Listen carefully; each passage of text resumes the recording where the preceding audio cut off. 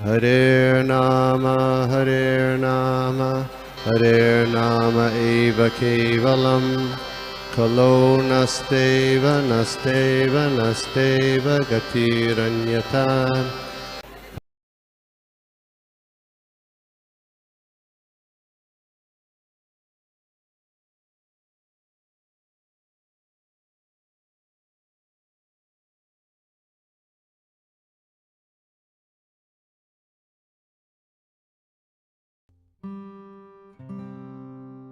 हरे कृष्णा प्रभु जी, बहुत बहुत धन्यवाद।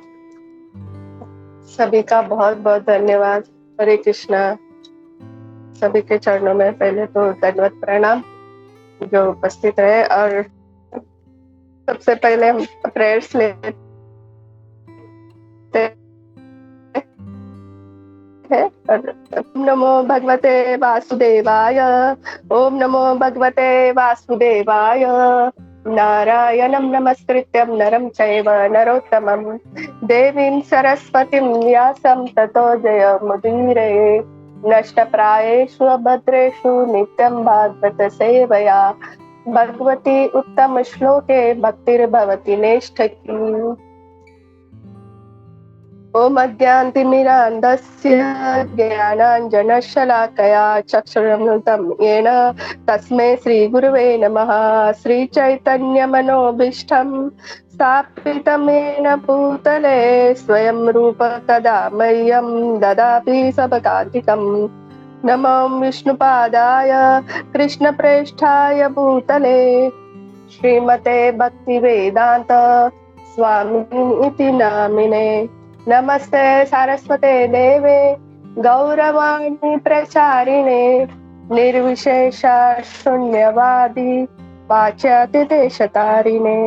जय श्री कृष्ण चैतन्य प्रभु नित्यानंद श्री अद्वैत गदाधर श्रीवासादि गौर भक्तवृंद।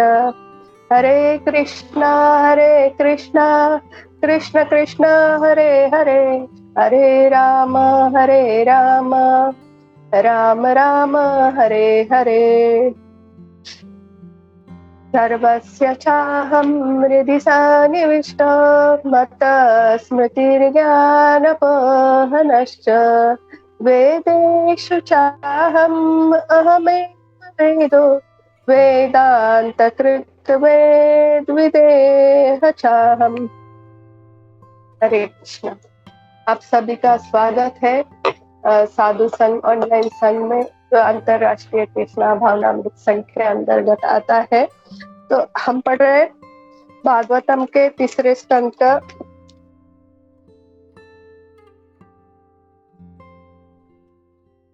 अध्याय 12 और 13। हरे कृष्णा। मेरी आवाज आ रही है ना सभी को ठीक से? माता जी बीच बीच में ब्रेक हुआ थोड़ा। यस बीच बीच में ब्रेक हो रहा है थोड़ा। यस सुजाता।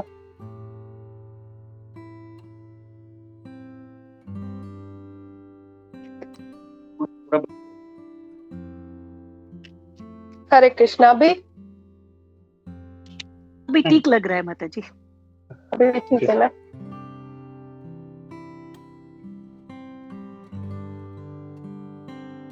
ओके।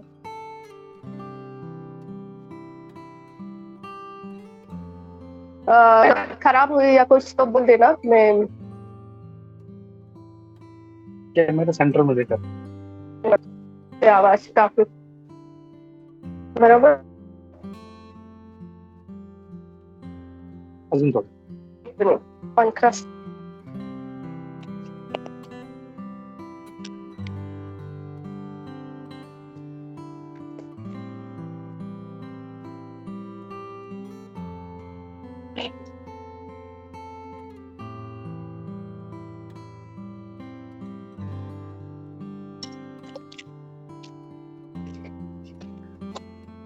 और फिर से क्षमा चाहती हूँ।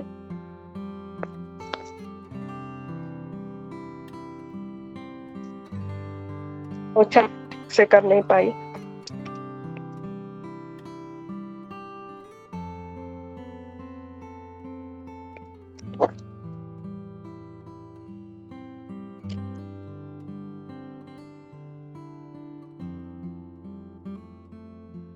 मैत्रेय उवाच इति स्वमातु निर्वद्यम् विपस्सितं निश्चयं पुंसाम् अपवर्गवर्धनम्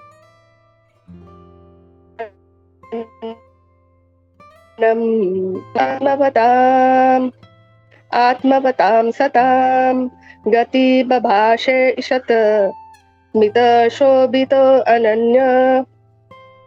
अनुवाद।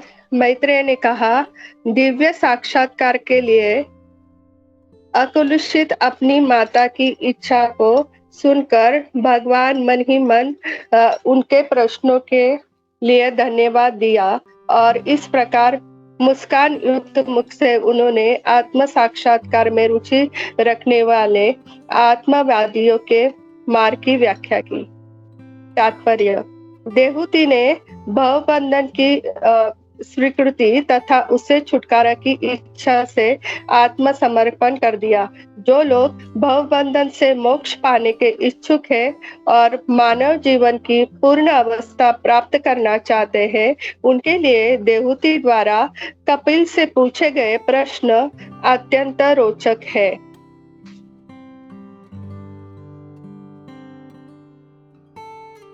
हरे कृष्णा। हम बड़ा दो श्लोक है इस कारण।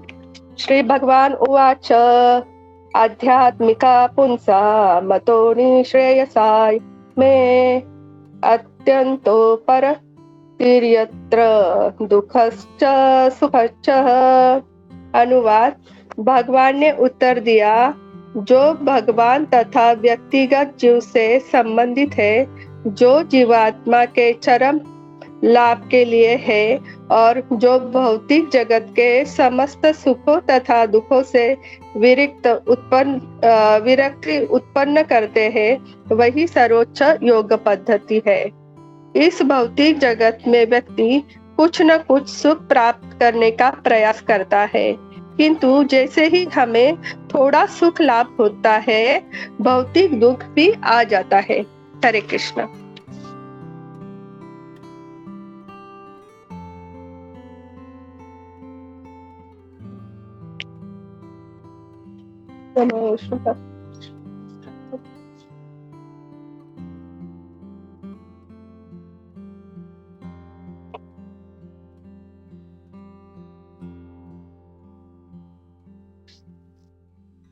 हरे कृष्णा। यहाँ पर हम देख रहे हैं कपिल मुनि और माता देहूति, इनका संवाद चालू है।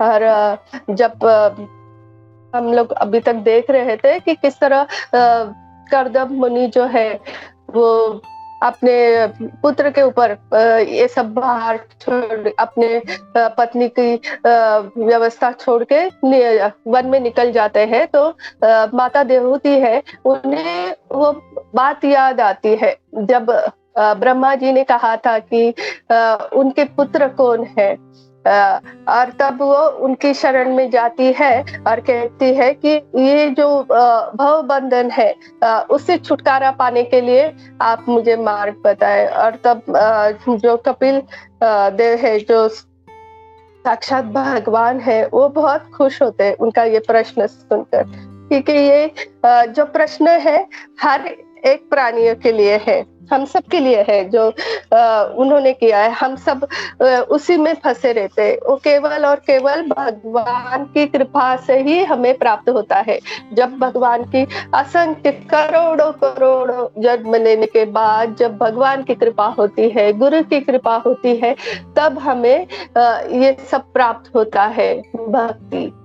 अन्यथा ये बहुत सरल नहीं। तो ये जब प्रश्न माता देहूति ने पूछा तो भगवान बहुत खुश हुए, क्योंकि भगवान के द्वारा जो भी कहा जाता है वो वेद कहा जाता है। और जब अभी भगवान जब बोलने वाले हैं, वो सांख्य योग कहलाएगा, वो सबके लिए उपयुक्त होगा। जैसे अर्जुन के लिए जब भगवान ने बोला तो भगवत गीता हम सबके लिए उपयुक्त है, जो भगवान से जोड़ा जाता है।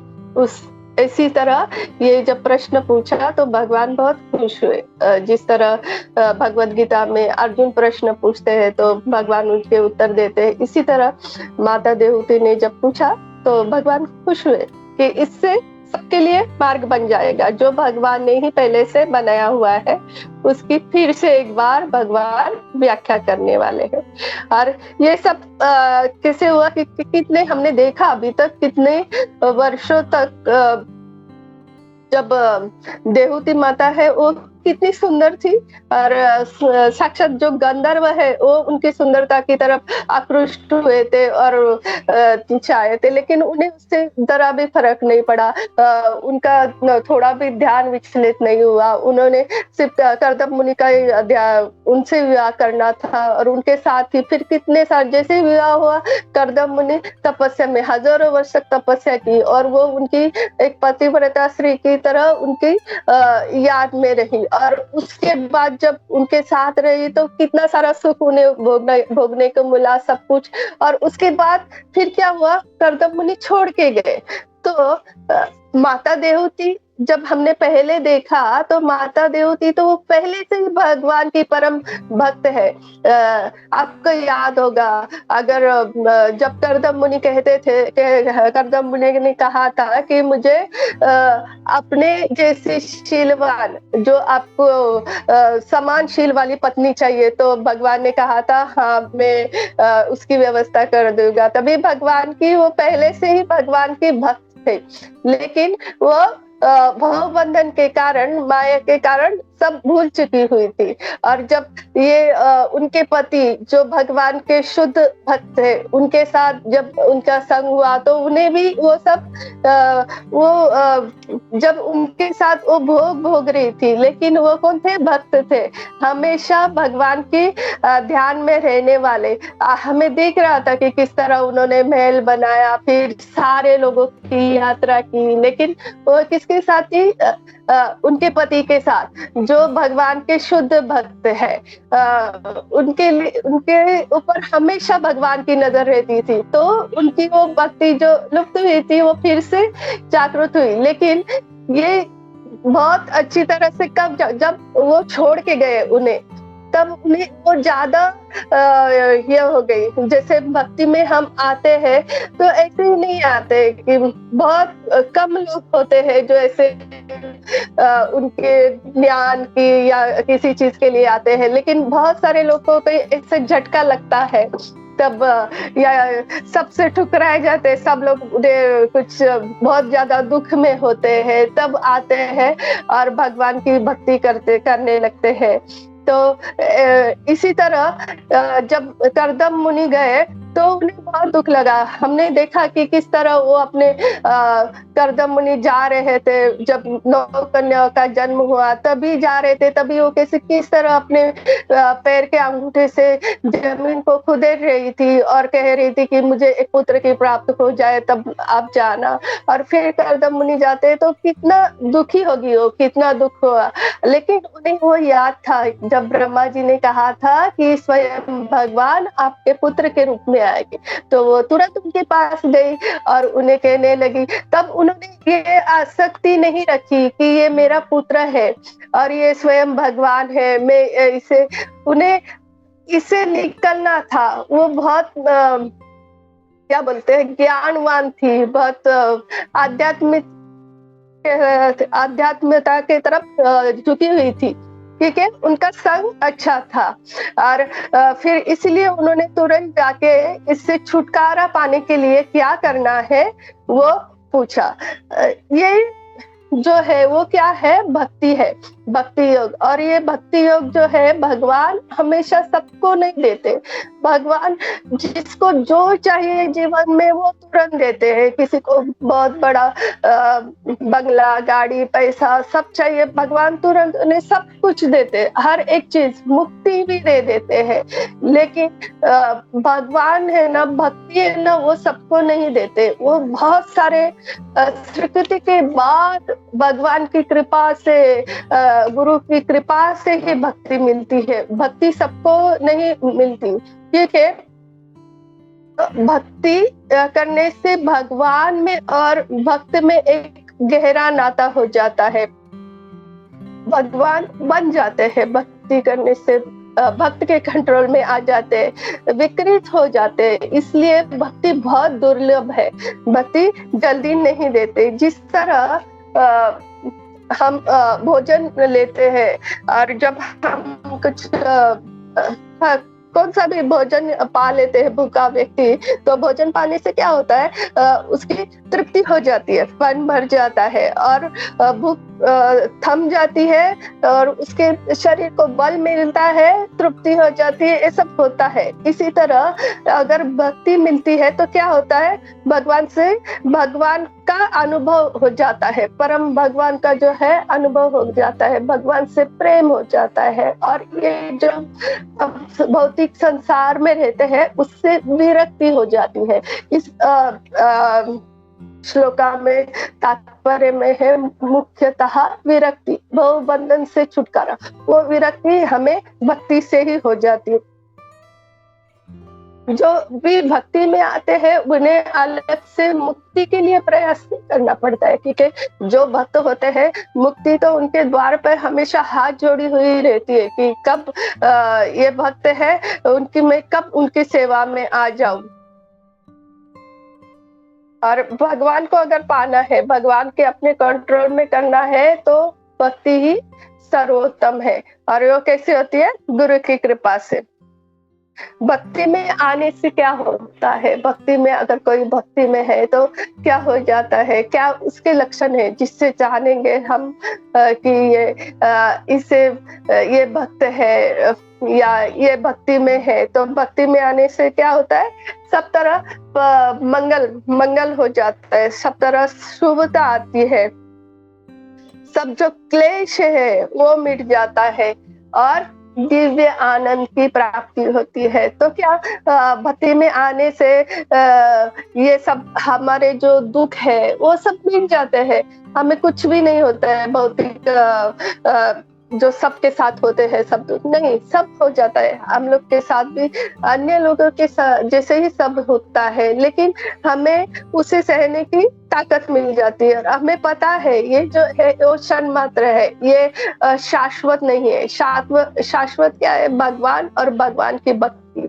हम यहाँ पर आए हैं तो दुख है, दुखालय है और दुख मिलता है। और इसमें अगर छुटकारा पाना है तो आनंद किससे मिलता है, भगवान से। और वो जब भगवान के नाम लेता है, उनके भक्ति में रहता है, तो उसे खुशी होती है। तो वो क्या करता है, बार बार वो जीव जो है वही करने का प्रयास करता है। जैसे आप सब लोग हैं, आप सब लोगों को भक्ति में है, आप लोगों को आनंद मिलता है, इसलिए आप हमेशा ये सुनने के लिए आतुर होते हो। भगवान की कथा सुनना है, भगवान के बारे में कुछ तो कहीं पर कुछ चला तो वो सुनना है, कीर्तन सुनना है, जिधर भी भगवान की वो बहुत मन को आनंद देता है। और ऐसा आनंद होता है वो साधारण लोग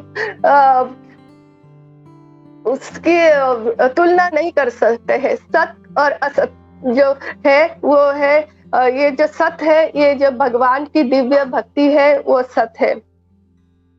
और इस ब्रह्मांड में जैसे पहले भी कहा कि सबको मिलती नहीं, पूरे ब्रह्मांड में जो बहुत बहुत अति भाग्यशाली जीव होता है उसे ही कृष्ण कृपा से भक्ति मिलती है। जब ये मैं पढ़ रही थी तो वो भजन याद आ रहा था, बहुत फेमस है ना, कृष्ण कृपा। क्या आपको आता है ना वो भजन, क्या है उसका, कृष्ण कृपा से ही कृष्ण का नाम ले सकोगे। ये भगवान का नाम कोई भी नहीं ले सकता, भगवान की कृपा है तभी भगवान का नाम ले सकते हैं।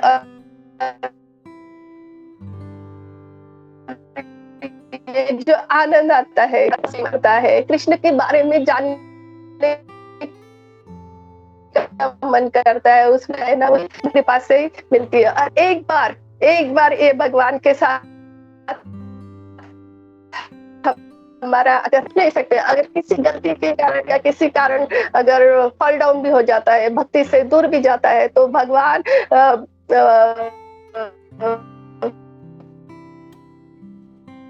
कहते हैं, उससे उसके बाद को खींच के फिर से उसे भक्ति में लाते हैं। ऐसी कुछ परिस्थितियां निर्माण कर देते हैं कि वो जो फिर से भक्ति में आता है भगवान के, और भगवान को भी भक्त के साथ रहने में आनंद आता है। और भगवान हमेशा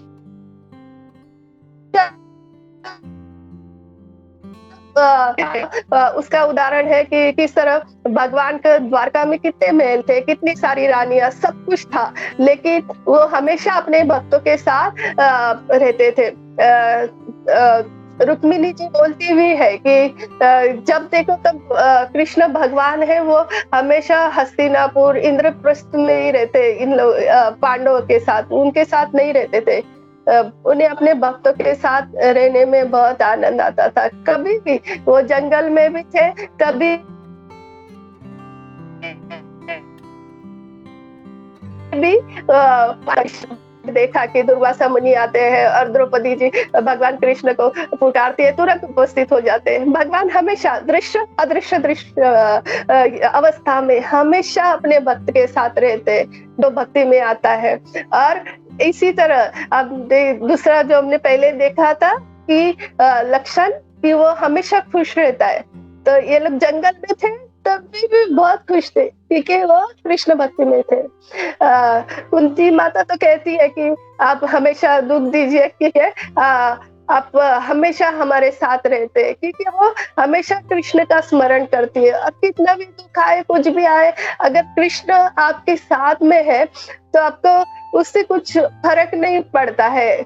आप चाहे कितने भी अगर आप भौतिक जगत में आप अकेले हो, आप दुखी हो, तो आपको कुछ शारीरिक पीड़ा है तो आप बहुत दुखी होते हो, मैं अकेला पड़ गया, मुझे ये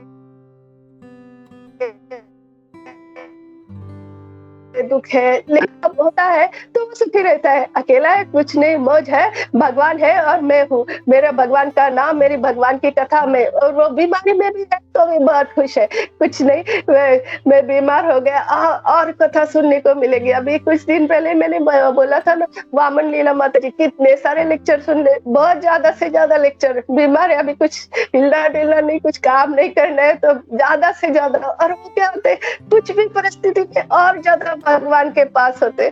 जैसे गोवर्धन लीला के वक्त भी हुआ था ना, भगवान के ब्रह्मा जी सबको लेके गए तो ब्रह्मा जी के ऊपर भगवान बहुत क्रोधित हुए, लेकिन इंद्र ने जब इतना वर्षा की तब भी कुछ उसे कुछ नहीं कहा, क्योंकि सब लोग जो थे वो भगवान के पास 7 दिन 7 रात तक रहे।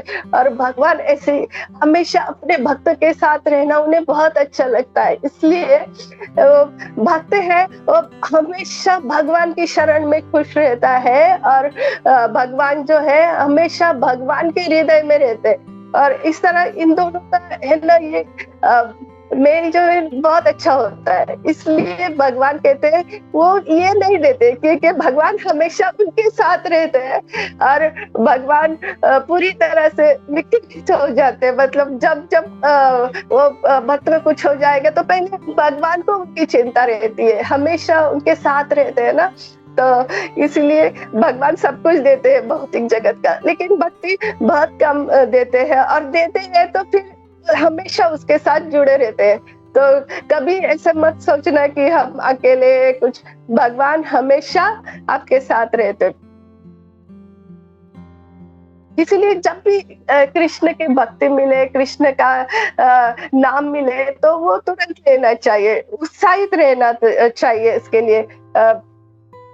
और किसी भी तरह की अगर हमारे जीवन में बाधा भी आती है या कुछ हो जाता है तो भी हम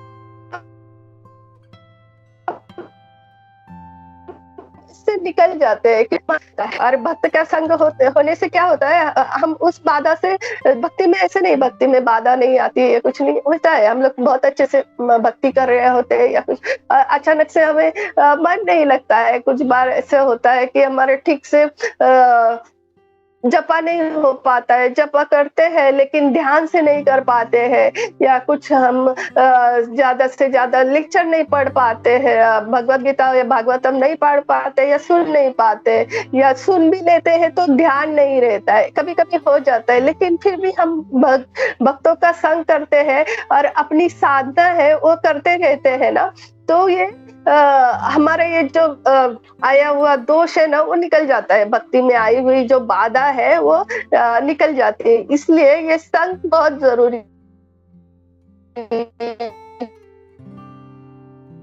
है। अगर आप तक से पवित्र होता है, फिर जो भी बाधा आती है, और एक बार मुरारी है वो अपने भगवान से इतने जुड़ जाते हैं, जैसे कि हमने कहा कि हमेशा भगवान है ना भक्त के हृदय में रहता है, तो उसके उदाहरण सब दिखा अपनी छाती फाड़ के कि किस तरह में भगवान मेरे हृदय में रहते हैं। और वो क्या करते थे, हमेशा हनुमान जी है वो उन्हें पता था कि भगवान कृष्ण भी राम जी है कृष्ण, लेकिन वो हमेशा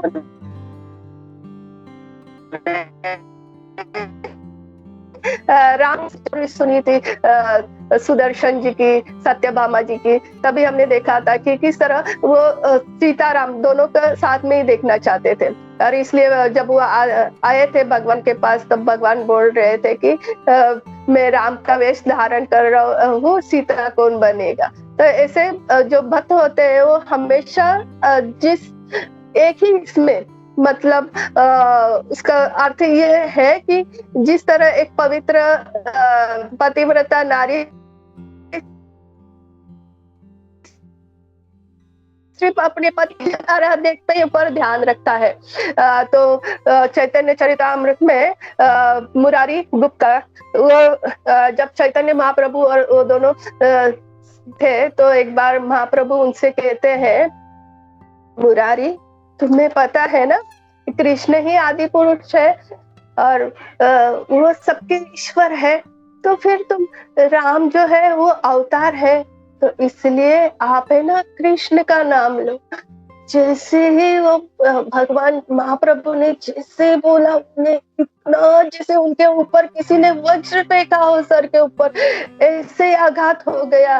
और फिर रात भर नींद भी नहीं आई, वो इतना रोए। सुबह उठ के फिर से वो प्रभु के पास आए और फिर बोलने लगे कि आप है ना मुझे आत्महत्या मर जाने की, मुझे प्राण त्यागने की अनुमति दीजिए। तो बोले ये क्या कर रहे हैं, ये क्या आप बोल रहे हो, जो है ना अपने ध्यान में हमेशा राम प्रभु को रखता हूँ और आप बोल रहे हैं कि मैं उनको छोड़ के कृष्ण भक्ति करूँ, ये मैं कैसे कर, ये नहीं छोड़ सकता हूँ मैं। ऐसे जब बोलते हैं तो चैतन्य महाप्रभु उन्हें अपने गले लगा लेते हैं और कहते हैं कि धन्य हो तुम, जो तुम इस तरह से कृष्ण की भक्ति करते हैं। तब जब हम भक्ति में आते हैं, जब हम हमारे आराध्य से एक निष्ठ हो जाते हैं, तो हमें हमेशा उनके साथ अपना जो है भक्ति का प्रेम संबंध है, वो हमेशा उनके ऊपर ही, जो भी है जो भी चाहिए वो मेरे आराध्य देवते, जो भी चाहिए उनसे मांगेंगे, जो भी चाहिए वही करेंगे, उनके सिवा कुछ नहीं। कुछ भी आ जाए तो अगर हम उससे विचलित हो गए ना तो अच्छा नहीं। भक्ति का ये भी रूल है कि हमेशा अपने आराध्य से टिके रहते हैं। जैसे कि हम बार बार सुनते हैं कि जिस तरह गोपियों को भी चतुर्भुज रूप में भगवान नारायण दिखे थे, लेकिन वो उससे भी पूछती है कि कृष्ण किधर है। तो इसी तरह हमेशा अपने आराध्य के ऊपर ही ध्यान देना चाहिए। और उसके बाद आता है श्लोक का नंबर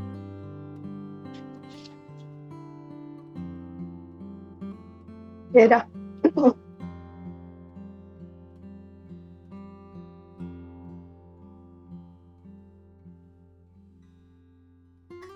यहाँ पर 13 का मैं थोड़ा सा अनुवाद और तात्पर्य पढ़ती हूँ।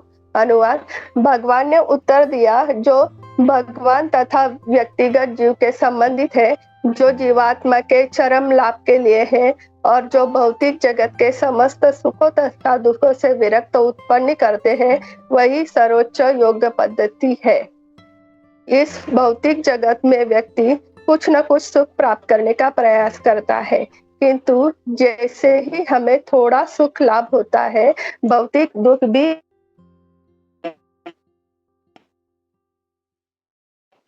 आ जाता है। और यहाँ पर सर्वोच्च योग पद्धति क्या है, ये कपिल मुनि कहते हैं।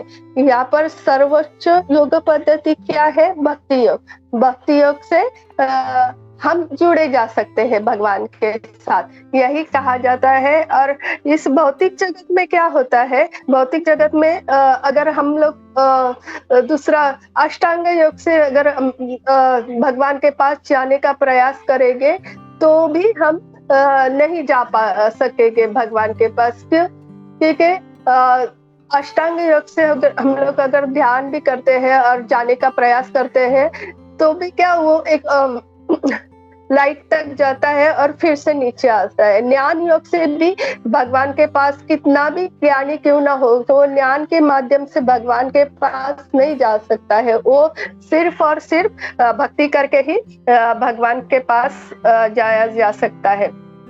इसका एक उदाहरण प्रभुपाद जी देते हैं। जैसे कहते हैं ये अगर हमें दूध पीना है तो उसके लिए हमको गाय को पालना पड़ेगा, और गाय अच्छा दूध पीना है और गाय को पालना पड़ेगा। और गाय अगर ली तो उसके लिए कितना सारा झंझट करना पड़ेगा ना। गाय ली तो गाय के लिए चारे की व्यवस्था करनी पड़ेगी और कुछ घंटे उसे घुमाने लेने जंगल में चारा चरवाने के लिए ले जाना पड़ेगा। खुद नहीं जा सकते तो उसके लिए व्यवस्था करनी पड़ेगी, उसका नहलाना पड़ेगा, पानी पिलाना पड़ेगा, सब कुछ। मतलब एक गिलास दूध अगर चाहिए तो उसके लिए इतना सारा करना पड़ेगा। इसी तरह इस भौतिक जगत में अगर हम कुछ भी चाहिए, कुछ भी सुख जो है वो जो है इस श्लोक में क्या कहना चाहते हैं, भौतिक जगत का सुख और आध्यात्मिक सुख, इसकी तुलना की गई है। तो इस जगत में जो भी सुख है वो सुख क्षणिक होता है, उस सुख के पीछे दुख आता ही आता है। इसीलिए सुख से विचलित नहीं होना है यहाँ पर कहा गया। तो और सुख से कैसे विचलित न हो जाए, सुख कोई बोलता भी है हम अगर सुख से विचलित नहीं होते हैं तो भी फिर भी वो सुख हम सुख में भगवान को नहीं भूलेंगे। हम सुख भी आता है तो भी भगवान को याद रखेंगे, ऐसे बोलता भी है। तो भी जब भी सुख के पीछे दुख आता ही आता है, ठीक है। यह क्या है, दुखालय शाश्वतम। यहाँ पर दुख ही दुख है। कोई भी जो है सुख हमें क्षणिक सुख लगता है, हर एक सुख के पास बाद दुख होता है। तो इसलिए जो सत और असत है, सत क्या है, सिर्फ भगवान की भक्ति जो है वो सत्य है, उससे जो मिलने वाला आनंद है वो सत्य है। और ये जो भौतिक जीवन का जो सुख है वो असत्य है। मतलब सत्य है, हम जीते हैं तो वो सत्य है, लेकिन असत्य है। उससे जो आनंद मिलने वाला है वो क्षणिक है। जो भी हमें लगता है कि हाँ अभी हमारा ब्याह हो जाता है तो हमें कितना अच्छा लगता है, अरे हमारा ब्याह हो गया, लेकिन कुछ दिन के, लेकिन उसके बाद इतनी सारी जिम्मेदारियां पड़ जाती है। पुरुष है तो उसे इतने सारे फिर पहले बीवी की सब कुछ फरमाइश है वो सब पूरी करो, फिर बच्चे आते हैं उनके लिए कमाओ, उनका वो और मतलब वो सुख, एक सुख के लिए कितना सारा दुख आ जाता है। इसलिए जैसे स्त्री भी है उसके लिए पहले पति का करो, उनके घर वाले का, फिर बच्चों का करने के लिए इतना सारा दुख। तो कुछ भी सुख है वो क्षणिक होता है, लेकिन उसके पीछे दुख होता ही होता है। हर एक मतलब जो भी आता है वो दुख ही रहता है, लेकिन हमें लगता है वो सुख है, इसके पीछे सुख है। एक क्षण के लिए हम उसके लिए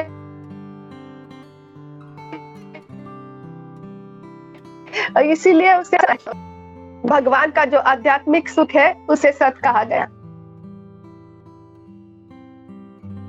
और जब ये भक्ति योग किसी को मिलता है तो क्या होता है, वो जो उस स्तर पे आता है तो वो प्रसन्न रहता है, क्योंकि उसे पता रहता है कि जैसे अभी हमने अभी तक देखा कि किस तरह उसे फिर पता जो भी है अभी दुख आया है तो आएगा, तो उसके लिए कुछ नहीं, वो जैसे आया है उसी तरह जाएगा, सुख आया तो भी कुछ नहीं, वो सब स्थिति में सम रहता है, वो हमेशा भगवान के ध्यान में रहता है, वो हमेशा भगवान की उपस्थिति, अगर उसके साथ कुछ अच्छा भी होता है तो उसके लिए वो भगवान को धन्यवाद देता है, ये भगवान ये सब आपकी वजह से हुआ, बहुत बहुत धन्यवाद। कुछ बुरा होता है तो भगवान ये मेरे कर्म थे इसके लिए मेरे साथ ऐसा हुआ, तो लेकिन ये तो बहुत कोटि जन्म के कर्म है इसलिए मेरे साथ ये हुआ, लेकिन आप है इसलिए मुझे इसमें थोड़ा सा ही कुछ प्रभाव हुआ,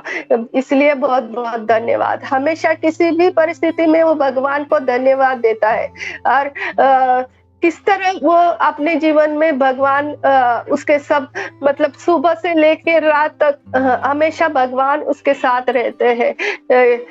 जब सुबह हम लोग पहले साधना भक्ति में होते हैं तो हम लोग भोग बनाते हैं, तो किस तरह हम एक उसका उदाहरण है कि किस तरह हम भोग बनाते हैं, तो हम किसे अपने पति को क्या अच्छा लगता है, बच्चों को क्या अच्छा लगता है, वो बना के हम भगवान को ऑफर करते हैं और फिर भोग लगा के फिर वो प्रसाद बना के देते हैं। लेकिन जैसे जैसे हम भक्ति में आगे बढ़ते हैं हमारी चेतना बदल जाती है, हमारी चेतना में आता है ये मैं क्या सोच रही हूँ, नहीं ये मेरे कृष्ण को कैसे अच्छा लगेगा, राधा रानी आप ही हमारे स्वामिनी है, आप ही बनाइए, हमें तो कुछ आता जाता नहीं, हमें माध्यम बना के आप सब कुछ बनाइएगा और कृष्ण के ये भोग कृष्ण को अच्छा लगे ऐसे कीजिए कि इसका जो कृष्ण ये भोग स्वीकार करेंगे और जब वो प्रसाद बन जाएगा इससे मेरे भी परिवार की पुष्टि हो, हमें भी भगवान की भक्ति मिले, ऐसी प्रार्थना हो जाती है। और फिर ऐसे करते करते हमारी पूरी चेतना बदल जाती है, साधना करते करते हम खुद कृष्ण के पास हो जाते हैं, कृष्णमय हो जाते हैं, वो पता ही नहीं चलता। इसलिए ये भक्ति बहुत दुर्लभ है और बहुत बहुत कोटि जन्म के बाद कृष्ण की कृपा की जिसके ऊपर कृष्ण की और गुरु की कृपा होती है इसे ही भक्ति योग मिलता है। हरे कृष्णा। यहाँ पर मैं रुकती हूँ, बहुत बहुत धन्यवाद। हरे कृष्णा।